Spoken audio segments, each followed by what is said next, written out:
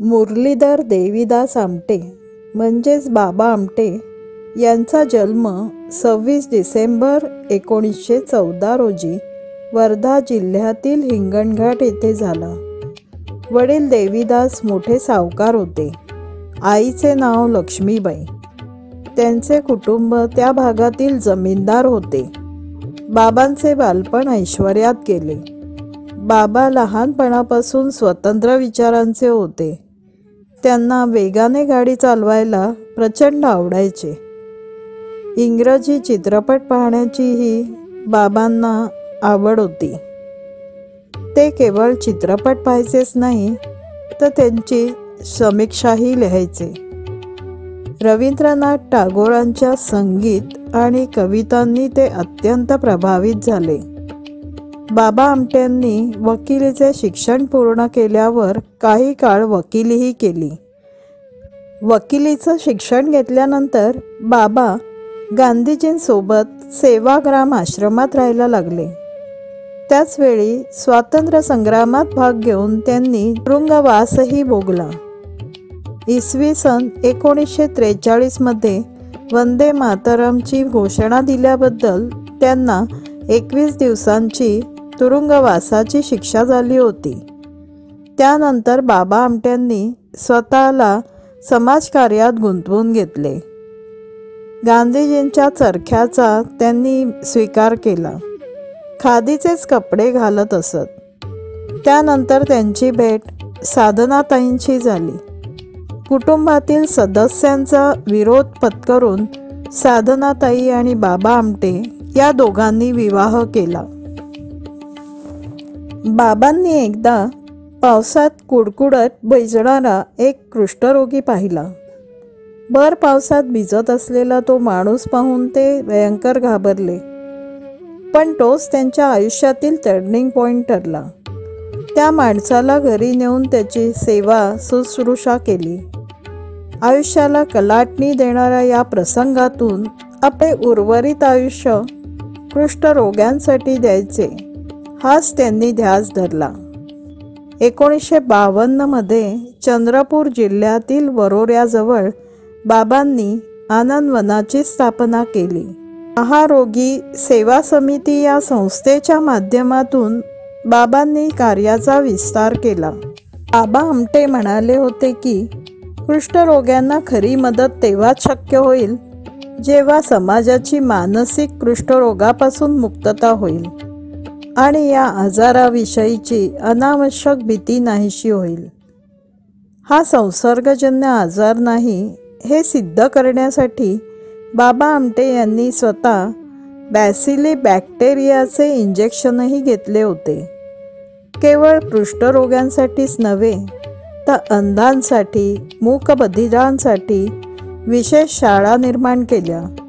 कुष्ठरोग्यांसाठी उपचार, प्रशिक्षण व पुनर्वसन याकरता त्यांनी रुग्णालयाची व अन्य प्रकल्पांची स्थापना केली. कुष्ठरोग्यांच्या शैक्षणिक उत्कर्षासाठी महाविद्यालयाची स्थापना केली. प्रौढ व अपंगांसाठी हातमाग, सुतारकाम, लोहारकाम यांसारखे व्यवसाय प्रशिक्षण केले. त्यांना आर्थिक स्वावलंबनाचा मार्ग दाखवला.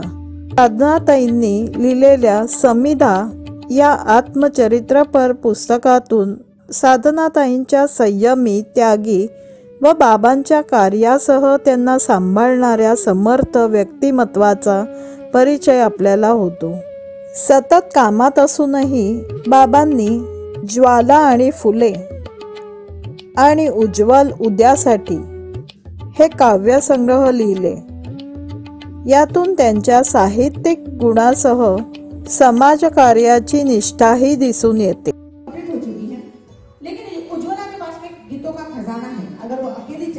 तो 1.5 से 2 घंटे तक वो आपका अकेली मनोरंजन कर सकती है. हिंदी, मराठी दोनों भाषाओं में भी वो गीत गा सकती. तो चलिए उसके आवाज में सुनते एक बेहतरीन सा हिंदी नंबर.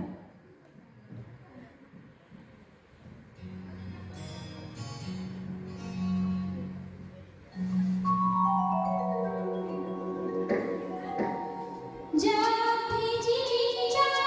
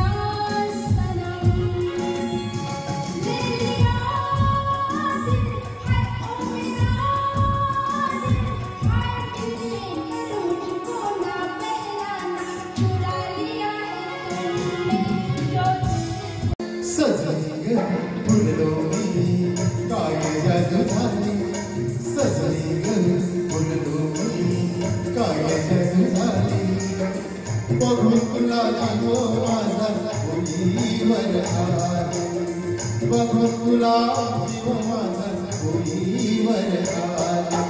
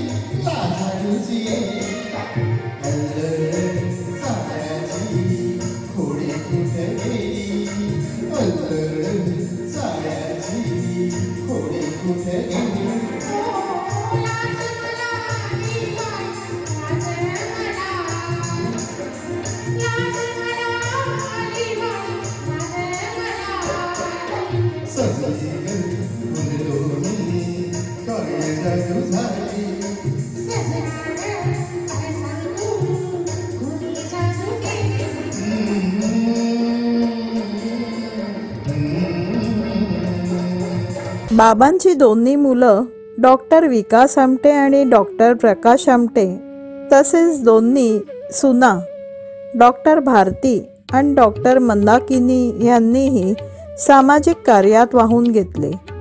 विकास आमटे हे बाबा आमटे यांचे चिरंजीव असून ते आपल्या कुटुंबासह बाबा आमटे यांनी सुरू केलेल्या आनंदवन प्रकल्पाची देखरेख करतात. 20 डिसेंबर 2015 रोजी डॉक्टर विकास आमटे यांना रोटरी क्लब ऑफ पुणे सारसबागच्या वतीने रोटरी सेवा गौरव पुरस्कार प्रदान करण्यात आला. कधी काळी ज्यांच्या नशिबी असह्य दुःखे आली त्यांनीच फुलवलेले गुलाब आज बाजारात विक्रीला जातात. यामागे विकास आमटेंची दृष्टी आहे. निकामी झालेल्या टायरचा उपयोग करून त्या बंधाऱ्याद्वारे पाणी अडवता येते हे त्यांनी समप्रमाण सिद्ध करून दाखवले आहे. 6 कुष्ठरोगी, 14 रुपये रोख, 1 आजारी गाय व सरकारकडून मिळालेली 50 एकर नापीक जमीन यावर त्यांनी कार्य सुरू केले. या कार्यात बाबांच्या पत्नी श्रीमती साधना आपटे यांचाही त्याच तोडीचा वाटा होता. घनदाट जंगल, दळणवळण संपर्काची कोणतीही साधने नाहीत. प्रचंड पावसात मार्ग चढवून टाकणारे नद्या नाले, जंगली श्वापदांचा सुळसुळाट, अन्न वस्त्र निवाऱ्याची कमतरता, आदिवासींचे अज्ञान, अंधश्रद्धा अशा महान कठीण प्रतिकूल परिस्थितीतून प्रचंड जिद्दीने बाबांनी आपले काम पुढे नेले. त्या काळात कुष्ठरोग म्हणजे मागील जन्मातील पापांचे फळ समजले जात असे. कुष्ठरोग्यांना वारीत टाकले जात असे. या आव्हानात्मक महाभयंकर रोगाने ग्रस्त झालेल्यांची सेवा करण्याचे अति कठीण व्रत त्यांनी स्वीकारले. कुष्ठरोग्यांची केवळ शुश्रूषा करायची नाही तर त्याला आत्मनिर्भर करण्याचा दृढ निश्चय त्यांनी केला. साधनाताईंनीही त्यांच्या या निर्णयाला साथ दिली. 15 ऑगस्ट 1949 रोजी महारोगी सेवा समितीची स्थापना केली. पंजाब दहशतवादाने वेढलेला असताना तेथील नागरिकांना इतर राज्यातील भारतीय त्यांच्याबरोबर असल्याचा आत्मविश्वास देण्यासाठी बाबांनी पंजाबला भेट देण्याचे धाडस केले होते. त्यावेळी त्यांनी अनेक नेत्यांशी व प्रत्यक्ष नागरिकांशी संवाद साधला होता. राष्ट्रीय एकात्मतेचा प्रसार करण्यासाठी बाबांनी इसवी सन 1985 मध्ये भारत जोडो अभियान योजले होते. या निमित्त त्यांनी भारत भ्रमण करून जनतेपर्यंत एकात्मतेचे तत्त्व पोहोचवण्याचा प्रयत्न केला.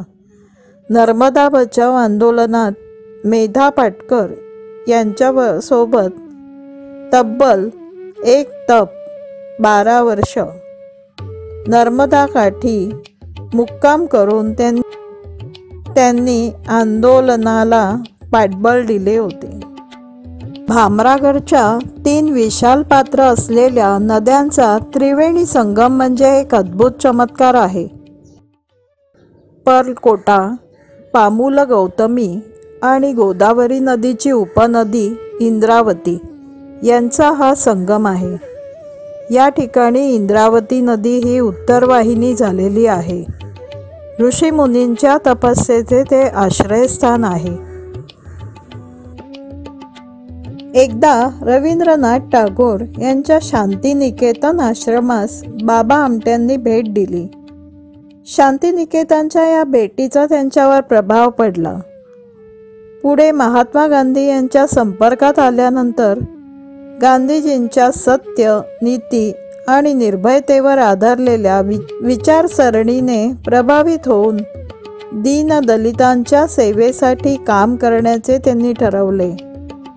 गांधीजींनी त्यांना अभय साधक अशी पदवी दिली होती.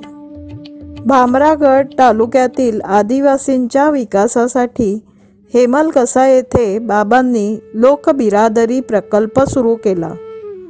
बाबांचे सुपुत्र डॉक्टर प्रकाश आमटे व स्नुषा डॉक्टर मंदाकिनी आमटे समर्थपणे सांभाळत आहेत. या कार्यात बाबांच्या पत्नी साधना आमटे यांचाही मोठा वाटा आहे. बाबांनी आनंदवनाच्या मूळच्या खडकाळ जमिनीत शेतीविषयक विविध प्रयोग केले. ते राष्ट्रीय एकात्मतेचे कट्टर पुरस्कर्ते होते. 2008 सालापर्यंत 176 हेक्टर क्षेत्रात पसरलेले आनंदवन 3500 कुष्ठरोग्यांचे घर बनले आहे. 1973 साली गडचिरोलीत मादी या गोंड जमातीच्या आदिवासींना संघटित करून हेमलकसा येथे लोकबिरादरीची स्थापना केली. डॉक्टर प्रकाश आमटे व डॉक्टर मंदाकिनी आमटे यांनी हा प्रकल्प समर्थपणे 25 वर्षे सांभाळला आहे. आता 3री पिढी या प्रकल्पाचा वारसा पुढे नेत आहे. या प्रकल्पांतर्गत आश्रमशाळा व दवाखानाही सुरू करण्यात आला. हेमलकसामध्ये आदिवासी मुलांसाठी शाळाही सुरू करण्यात आली आहे. आज शेकडो मुलं तिथे शिक्षण घेत आहेत. डॉक्टर प्रकाश आणि त्यांच्या पत्नी मंदाकिनी आदिवासींसाठी आरोग्य सेवा चालवतात. केवळ इथल्या माणसांसाठी नाही तर प्राण्यांसाठीही त्यांच्या मनात करुणा आहे. आदिवासींनी शिकार केलेल्या जंगली जनावरांच्या पिल्लांसाठी प्रकाश आमट्यांनी एक अनाथ आश्रमच सुरू केला आहे. संवेदनशीलता, प्रखर बुद्धिमत्ता, धाडस, प्रचंड कष्ट करण्याची शारीरिक व मानसिक तयारी, कामाचा झपाटा, ठरवले ते साध्य करण्याची निश्चयी वृत्ती, संघटन कौशल्य, व्यवस्थापन कौशल्य आणि प्रेरणा सातत्य या सर्व गुणांच्या आधारे बाबांनी आपले सर्व प्रकल्प यशस्वी केले. बाबा आमटे यांच्या नेतृत्वाखाली आमटे परिवार कार्यरत होताच, पण त्यांच्या कार्यामुळे अनेक क्षेत्रातील सामाजिक कार्यकर्त्यांना प्रत्यक्ष अप्रत्यक्षपणे प्रेरणा मिळाली, ऊर्जा मिळाली. बाबा आनंदवनात मित्र मेळाव्याचे आयोजन करत असत. या मेळ्यांना अनेक कलाकारांसह सामाजिक कार्यकर्ते उपस्थित राहत असत. यातूनच असंख्य कार्यकर्ते घडले आणि कामांना दिशा मिळाली. रॅमन मॅग्नेसेसे पुरस्कार, डॉक्टर बाबासाहेब आंतरराष्ट्रीय पुरस्कार, डेमियन दट्टन पुरस्कार, संयुक्त राष्ट्राचा मानवी हक्क पुरस्कार, आंतरराष्ट्रीय जिराफे पुरस्कार, संयुक्त राष्ट्रांचा रोल ऑफ ऑनर, पर्यावरणासंदर्भातील ग्लोबल 500 पुरस्कार, पावलोस मार ग्रेगोरियस पुरस्कार, राईट लाईव्हलीहूड अवॉर्ड असे आंतरराष्ट्रीय पुरस्कारांनी बाबा आमटेंना सन्मानित करण्यात आले असून पद्मश्री, पद्मविभूषण, अपंग कल्याण पुरस्कार, महाराष्ट्र सरकारचा सावित्रीबाई फुले पुरस्कार, गांधी शांतता पुरस्कार,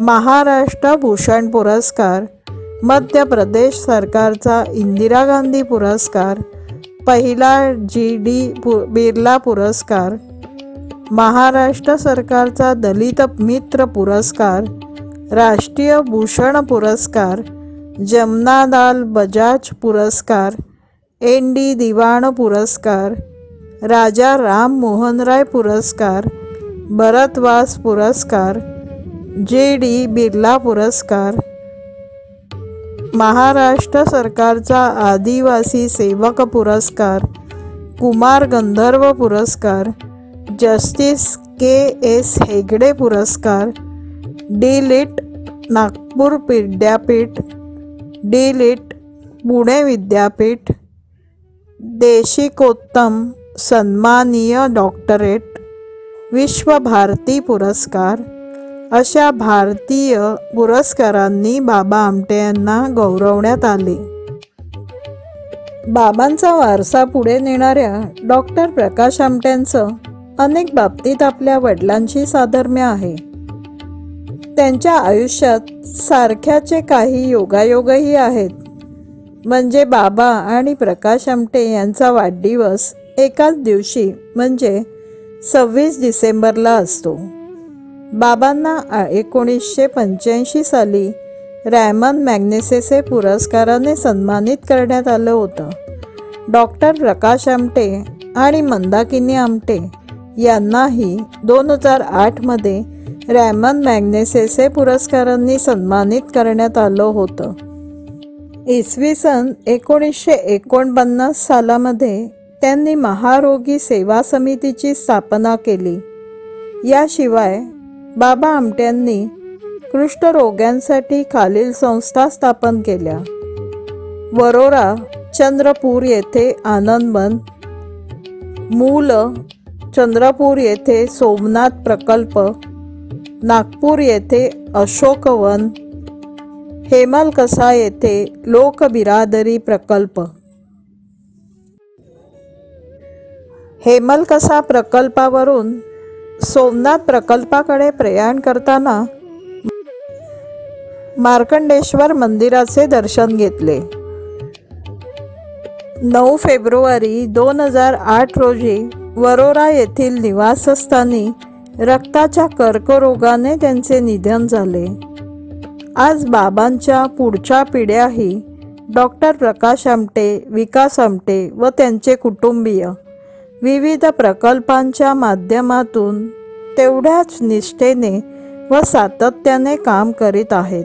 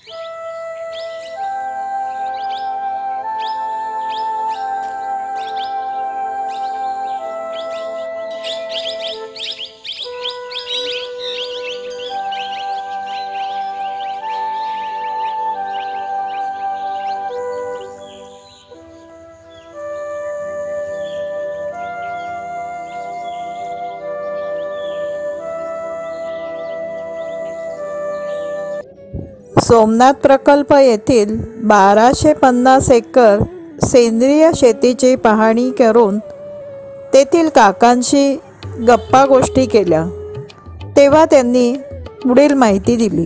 या टेकडीबद्दल बोललो. त्या टेकडीच्या पायथ्याशी अगदी जंगलामध्ये गवताच्या झोपड्या बांधून कुष्ठरोगी बांधवांसोबत बाबांनी सुरुवातीचे काही वर्ष घालवले. नंतर मग त्यांच्याकडे थोडा पैसा आला. त्या पैशामध्ये डाव्या बाजूलाच तुम्हाला जे टिनेचं शेड दिसतं ते शेड बांधलं आणि जे दार आणखी जो मोठा दिसतो तिथे साधनाताई आणि बाबा राहायचे. आणि जे कुष्ठरोगी बांधव सोबत आणले होते त्यांच्या गवताच्या झोपड्या, ते कौलारू मकान दिसते बघा मागच्या बाजूला, ते नारळाचं झाड वगैरे, तर कुष्ठरोगी बांधव तिकडं गवताच्या झोपड्यात राहायचे. आता बाबाच्या कामाची आनंदाची वार्ता जशी भारतभर पसरली तशी परदेशातही गेली.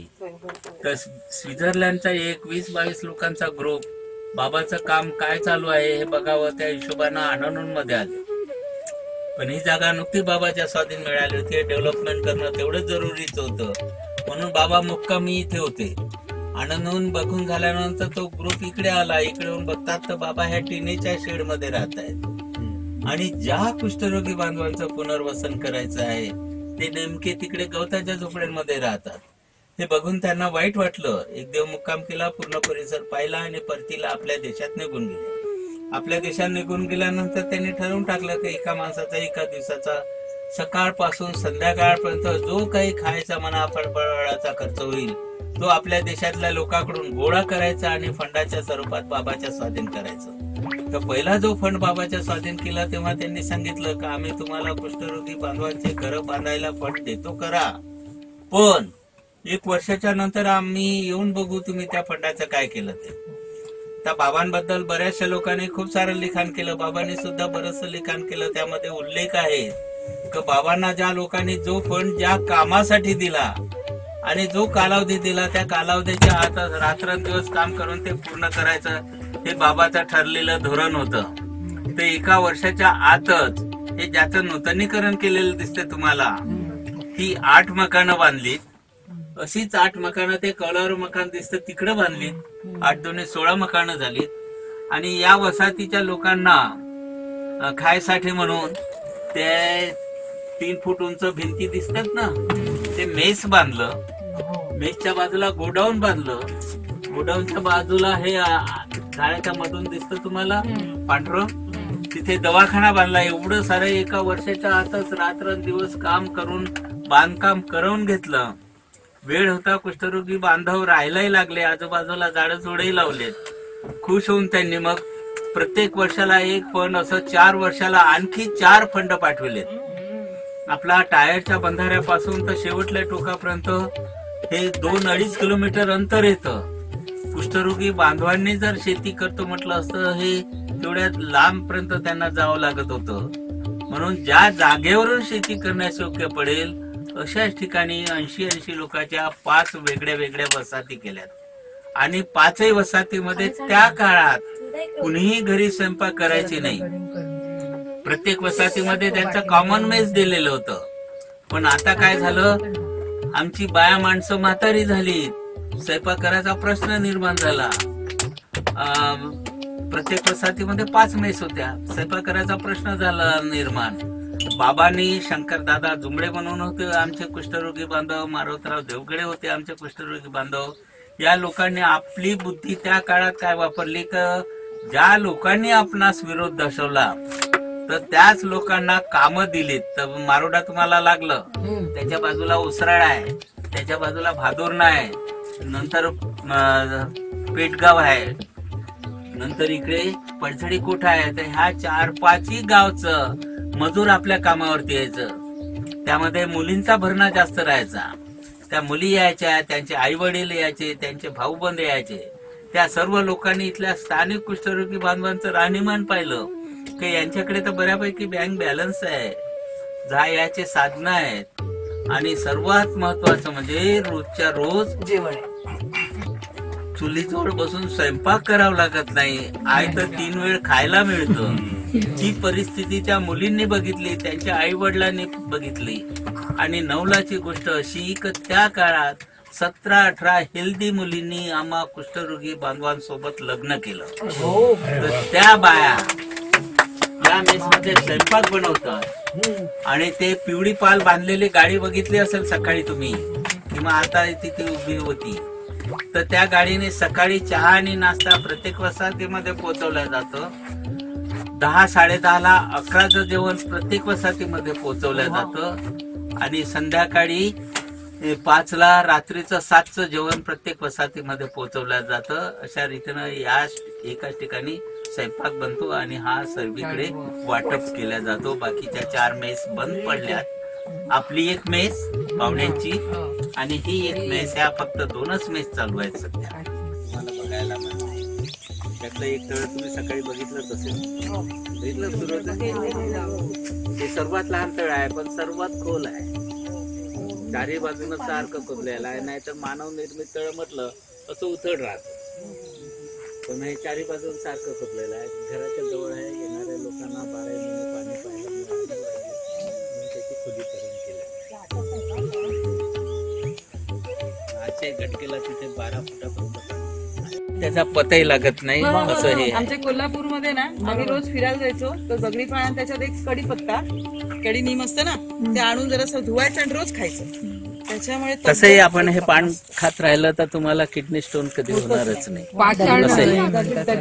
दगडी पाला हे कापलेलं झाड दिसतं बघा तुम्हाला. आमच्याकडे खूप असायचे ना रोज. कोकणचे आहेत का कुणी? कोकणातले कोणी आहेत का? नाही ना. ती आहे ना रत्नागिरी, ते वेगळं असतं. स्मिता रत्नागिरी तर हे स्टार फुल असतं. ते कुडा स्टार फुल असतं आणि काळा माहित आहे ना कुडा? ते वेगळे. कुड्याचा आहे पांढरा कुडा, काळा कुडा असे 2 प्रकार आहेत. तर याच्या बियापासून तर मुळापर्यंत हे पूर्णतः औषधीचं झाड आहे. पोटाच्या विकारासाठी खूप चांगला आहे. इंद्रजव म्हणून जे आपण मेडिकल मधून घेतो तर याचंच बी असते. आणि कोकणात आणि आमच्या भागामध्ये याला फुलं येतात. पहिला पाऊस पडला का पांढरी अशी तगराच्या फुलासारखी फुलं असतात. त्याच्या फुलाची भाजी करून खातात. आणि फुल असं विचित्र आहे की एका फुलापासून अशा लांब चवळीच्या शेंगासारख्या 2 शेंगा निघतात. आणि आपल्या डोळ्याच्या पापण्या कशा दोन्ही बाजूला चिटकून आहेत तशा त्या शेंगा चिटकून असतात. मध्ये गॅप राहते. आणि शेंगाची भाजी करून खाल्ल्या जातं. पण कोवळं असतानाच खाल्ल्या जातं. कोवळं असताना खाल्ल्या जातं. त्याचं बी काढून फेकावं लागतं. तसं जर नाही केलं, बी नाही फेकलं तर भांड्यासहित भाजी फेकावं लागतं. एवढं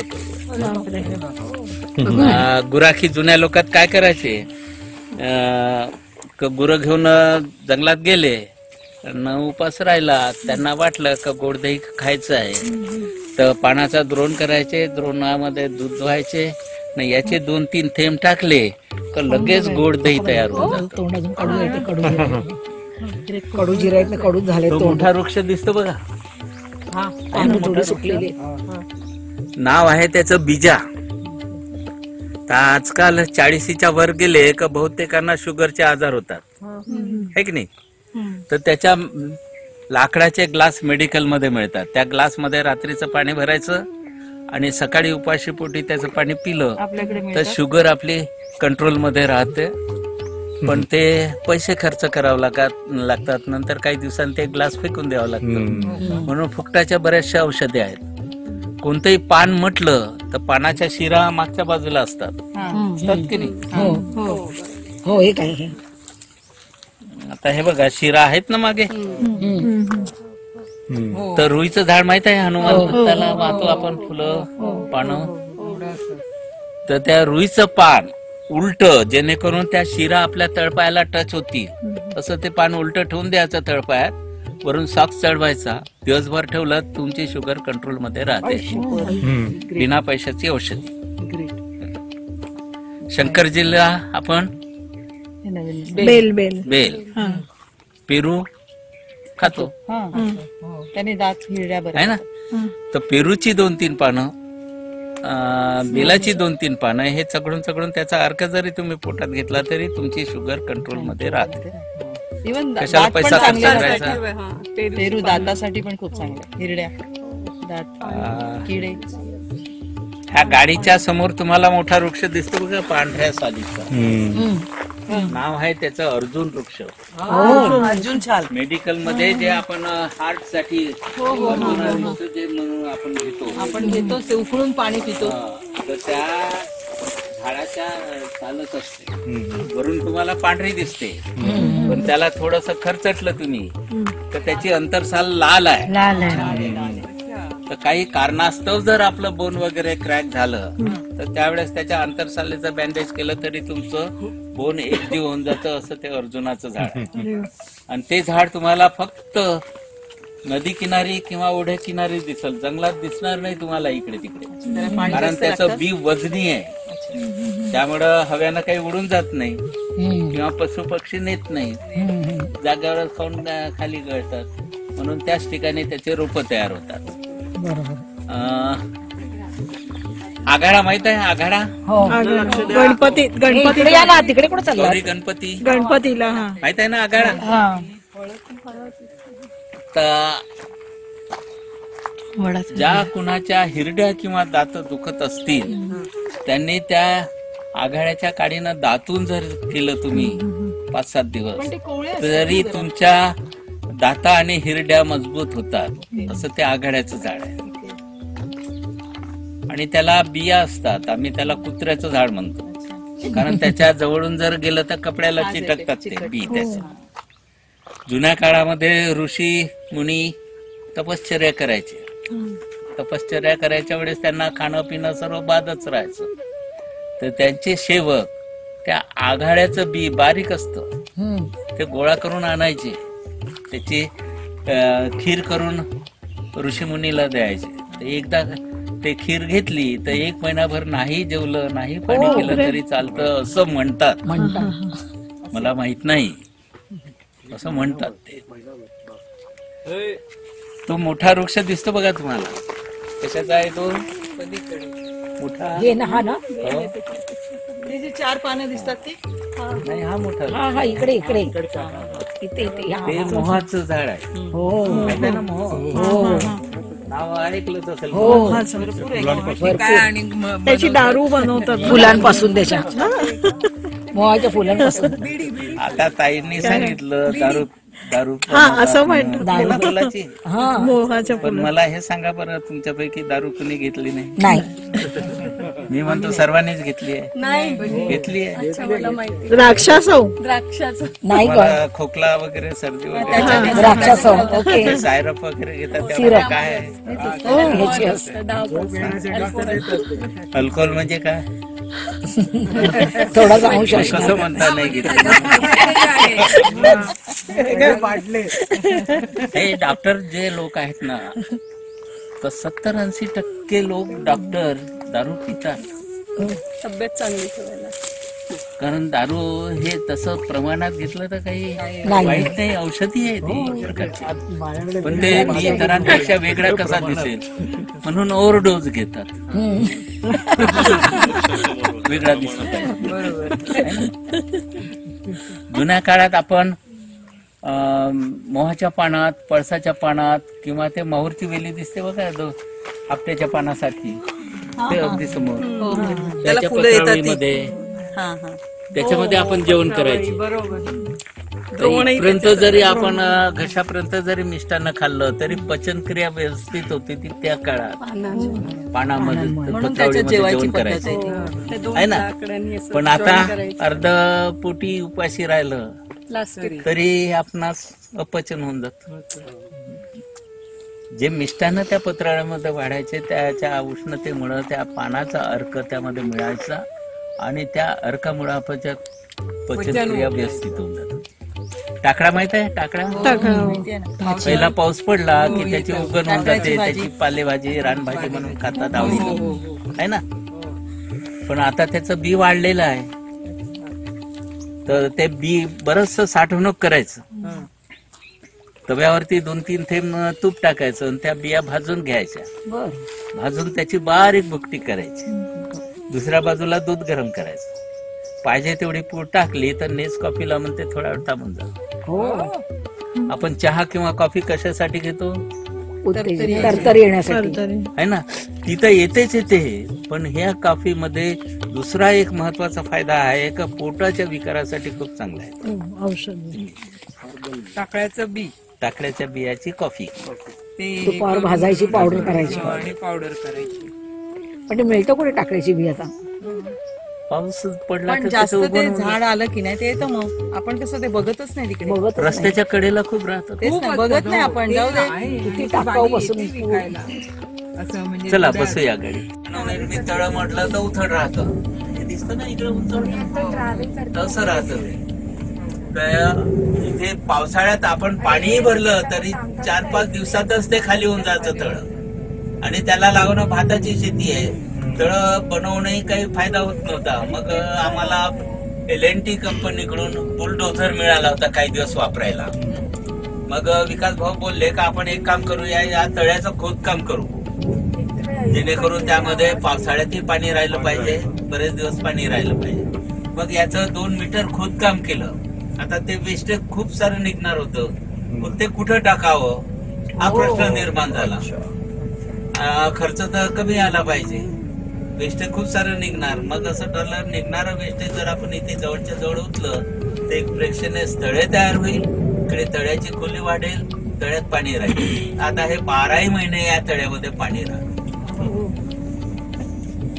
आणि जो मानव निर्मित डोंगर झाला तो आणि आमचं संस्कार झालेच नाही. हे समोरचं झाड दिसतं ना हे मोठं, हे त्रिफळा चूर्ण मधलं जे बेहाडा म्हणतो आपण, हिरडा बेहाडा, ते बेहाड्याचं आहे.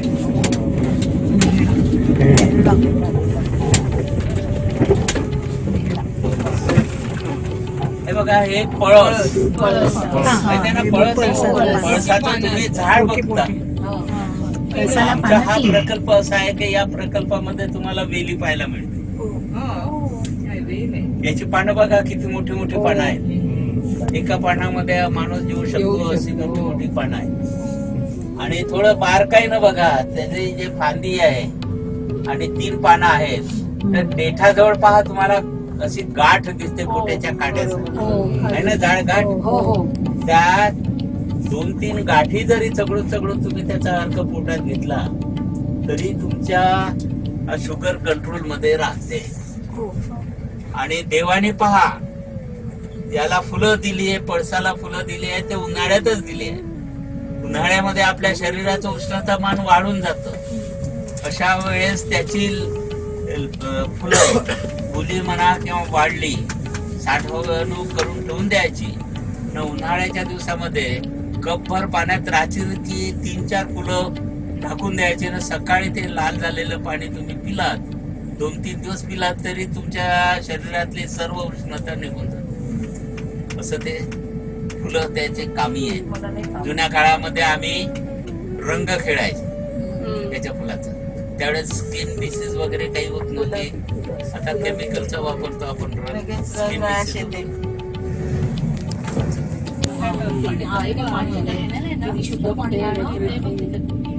आणि ती तळ्याची पाळ दिसते होते ना, या नालीच्या हिशोबाने त्या लेवल मध्ये त्याला 2 लोखंडी पाईप दिले आहेत, 1 फूट गोलायचे, आणि त्याला व्हॉल्व दिलेला आहे मागच्या बाजूला. ते व्हॉल्व मोकळे केले तर त्याला लागून भाताची शेती आहे, भाताच्या शेतीला पाणी जातं. भाताच्या शेतीला लागून पुन्हा तळ आहे, त्या तळ्यामध्ये ते पाणी साठवलं जातं. त्या तळ्याला लागून पुन्हा भाताची शेती आहे. असं रिगझॅग पद्धतीनं 11 तळी या एका कॅनलनी भरता येतात. म्हणून 2010 पासून आपणास पाण्याचा सुटळा म्हणून भासत नाही.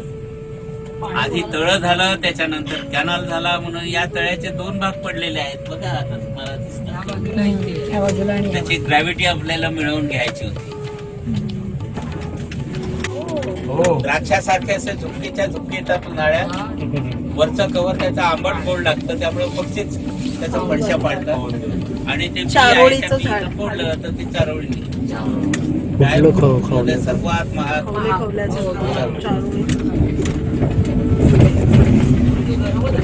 आगाड आहे पहा रस्त्याच्या कडेला. हेच ते मैदान की ज्या ठिकाणी पहिलं शिबिर झालं होतं, आणि हा चबुतरा दिसतो ना, शिबिर दसऱ्याच्या कालावधीमध्ये 19 तारखेला तिथे ऑर्केस्ट्रा दाखवला जातो. इकडे डाव्या बाजूला जिल्हा परिषदची शाळा आहे 5व्या वर्गापर्यंत. इकडे उजव्या बाजूला तुम्हाला डोंगर जंगल दिसतं पहा, मानव निर्मित जंगल. नाव आहे त्याचं मियावाकी. मियावाकी. कमीत कमी जागेमध्ये जास्तीत जास्त झाडं लावून आपण प्रदूषण कसं कमी करता येईल, पशु पक्ष्यांना कसा निवारा मिळेल, त्यासाठी ते तयार केलेलं जंगल आहे. कारण जंगलातले बरेचसे झाडं आता नामशेष होत आहेत. ते आपण जगवून कसं ठेवता येईल कमी जागेत लावून, म्हणून त्याचा तो प्रयोग केलेला आहे. त्याच्यानंतर तुम्हाला पाईपचे कठडे दिसत आहेत. तर जेव्हा आमची कुष्ठरोगी बांधव तरणे ताठे होते त्या कालावधीमध्ये तिथे भाज्यांचे रोप तयार करायचे आणि ते रोप शेतामध्ये नेऊन लावायचे.